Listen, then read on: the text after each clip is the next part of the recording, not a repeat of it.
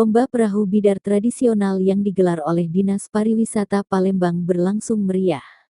Ribuan masyarakat Palembang turut menyaksikan perlombaan bidar yang digelar di Sungai Musi Palembang, Sabtu tanggal 31 Agustus tahun 2024. Acara ini digelar untuk memeriahkan Hari Ulang Tahun HUT Kemerdekaan ke-79 Republik Indonesia. Suasana meriah begitu terasa dengan gemuruh sorak penonton yang menyemangati para peserta. Selain ada festival bidar, ada juga festival perahu hias dan ada pameran UMKM. Pada pameran UMKM ini juga diharapkan dapat menumbuhkan geliat perekonomian